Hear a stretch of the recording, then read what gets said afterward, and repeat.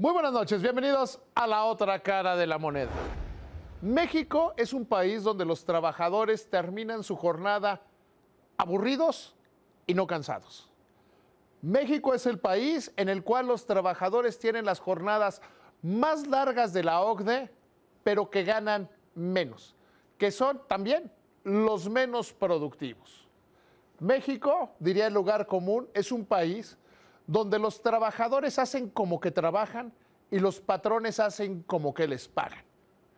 Eso es uno de los grandes problemas nacionales que tenemos. Somos un país en el cual los trabajadores les encanta llegar, revisar que entraron y ponerse a comentar las incidencias del fútbol, el último chisme, verificar sus redes sociales. Vamos, México es el país en el que en horarios laborables tiene más visitas a las redes sociales. Y está también el momento de salir a fumar o aquello típico de la nueva tribu urbana conocida como los godines, de estar esperando media hora antes de que termine la jornada para irse. ¿En qué se refleja esto? En los bajísimos niveles salariales que tenemos los trabajadores en este país. Somos un país que no producimos.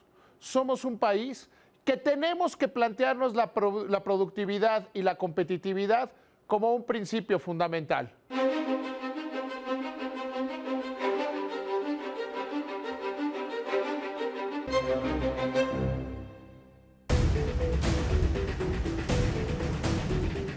El Ejecutivo Federal ha presentado una iniciativa para impulsar el incremento sostenido de la productividad y la competitividad de la economía nacional. Esta tiene como objetivos la integración de cadenas productivas al acercar a las pymes con las grandes empresas, trasladar la proveeduría de las grandes exportadoras a territorio nacional, incrementar el valor agregado nacional en las exportaciones e impulsar el financiamiento de las actividades y proyectos con potencial productivo. El 1 de mayo de este año, cuando el jefe de gobierno de la Ciudad de México, Miguel Ángel Mancera, se metió en el tema de aumentar el salario mínimo, quizá encontró una veta de oro, pero se le salió de las manos, porque el asunto no tiene que ver necesariamente con el salario mínimo. Aumentar el salario mínimo, como lo hemos dicho en este programa, es más o menos sencillo. Lo único que se tendría que hacer es quitarle el carácter que tiene de unidad de cuenta para multas, salarios, aportaciones a los partidos políticos, créditos del Infonavit. Vamos, el 60% de las leyes federales y locales se refieren al salario mínimo como una unidad de cuenta. Al quitarle esta característica, habría espacio para incrementarlo de una manera sana. Pero el filón de oro con el que se encontró el jefe de gobierno y que se le salió de las manos es preguntarnos seriamente cómo aumentamos los salarios reales en el país.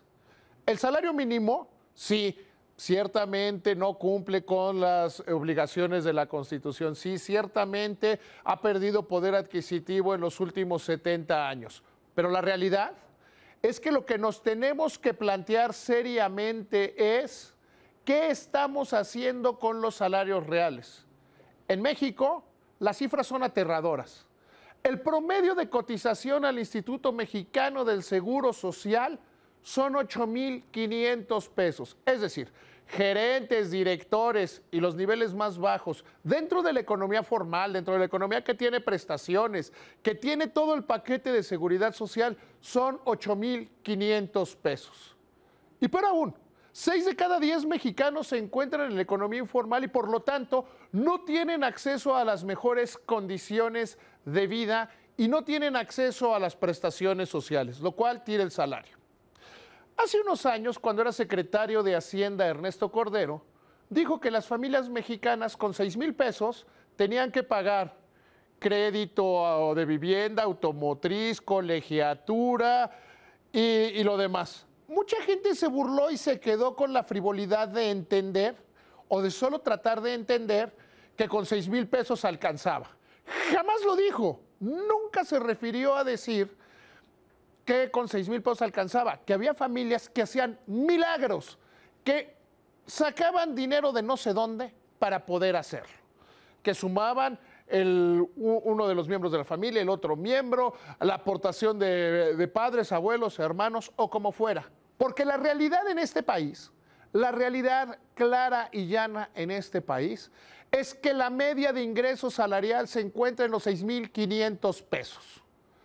Los salarios reales es lo que tiene que incrementarse. La pregunta que tenemos que hacernos es, ¿cómo caminamos hacia el aumento de los salarios reales?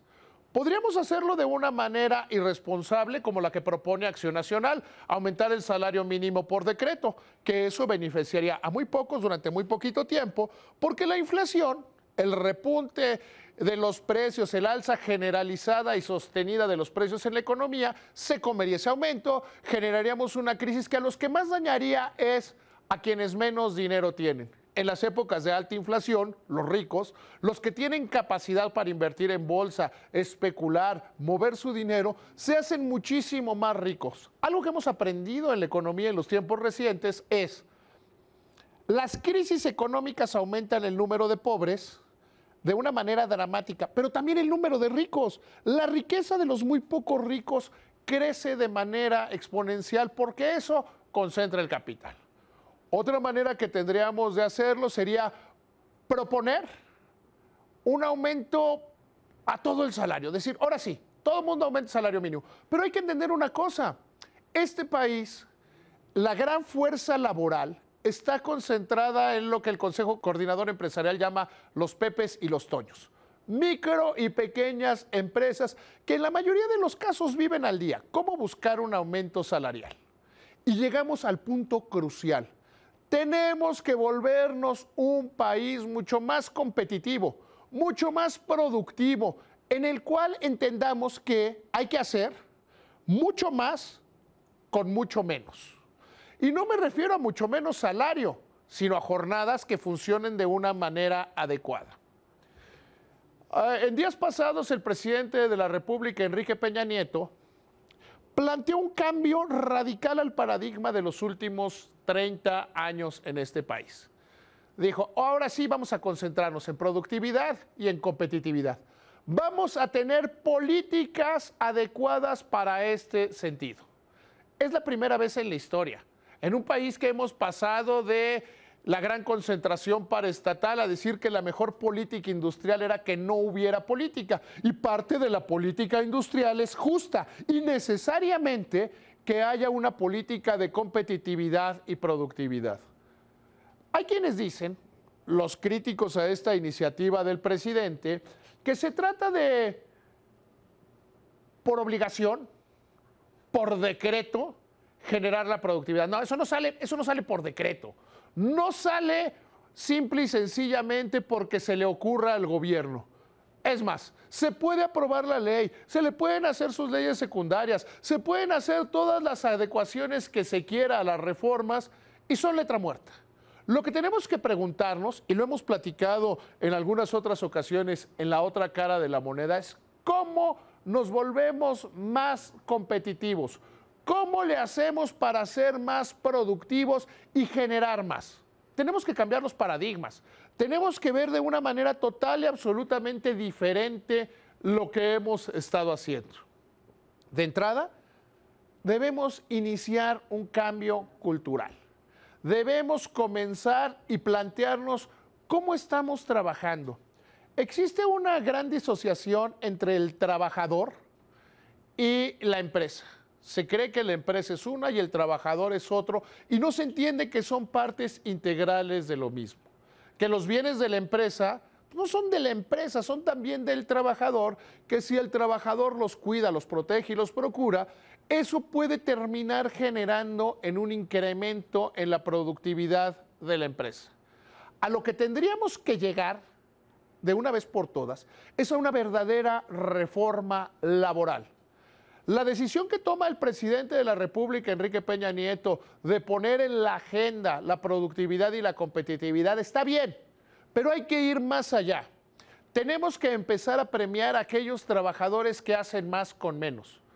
Tenemos que cambiar la manera en la cual los sindicatos se relacionan con los trabajadores y con las empresas. Tenemos, en suma, que preguntarnos cómo le hacemos para dejar de ser un país donde el trabajador sea el aburrido y no cansado. El trabajador debe salir cansado, en jornadas más cortas y que le reditúen, que eso es lo fundamental. Le reditúen al trabajador tener un mejor nivel de vida. La discusión no es el salario mínimo, no es la iniciativa de productividad y competitividad del presidente de la República, es cómo le hacemos para que todos ganemos más, y es produciendo mejor. La nueva noticia en cuanto al ahorro se refiere le ha dado la Comisión Nacional del Sistema de Ahorro para el Retiro, en lo que el ahorro voluntario en Afore ya se podrá hacer a través del servicio de domiciliación a tarjeta de débito y en las sucursales de una conocida tienda de conveniencia. Ahora aterricemos esta discusión a usted. ¿Se ha preguntado en qué momento va a dejar de trabajar? ¿Y qué va a pasar cuando deje de trabajar? Hay una pregunta que debemos hacernos. Y curiosamente se la voy a robar a una aseguradora de los Estados Unidos. ¿Tienes dinero suficiente el día que te retires para vivir en tus términos? La desgracia es que en este país prácticamente nadie. Hay una cifra que es verdaderamente aterradora. El 25% de los ancianos mayores a 80 años tienen que trabajar para vivir. El 58% de los jóvenes saben que van a tener que mantener a sus padres. Y el 75% no ha considerado qué es lo que va a pasar al momento del retiro. Si vemos las aportaciones que se hacen a las Afores, nos damos cuenta de algo verdaderamente lamentable. Vea usted su estado de cuenta que ahora ya tiene la previsión de qué va a pasar en el momento que usted se jubile si se mantiene en esta tendencia. Se va a dar cuenta que no le va a alcanzar, que no es suficiente y que tiene que hacer algo. De ahí que sea indispensable, necesario y fundamental ir apartando algo para el retiro. Y se lo digo no solo a los que tienen una Afore, sino a aquellas personas que tienen un trabajo, que tienen una empresa. Pregúntense qué van a hacer cuando no puedan trabajar, cuando no les alcance la salud, cuando no les alcance la edad. Muchos, desgraciadamente muchos de ustedes van a terminar en una situación de vida verdaderamente lamentable e inaceptable. Una situación en la cual, después de haber trabajado toda la vida, terminarán empobreciéndose. Es necesario tomar medidas y la medida ideal es el ahorro voluntario. No hay pretextos. Muchísimas gracias, que le vaya muy bien.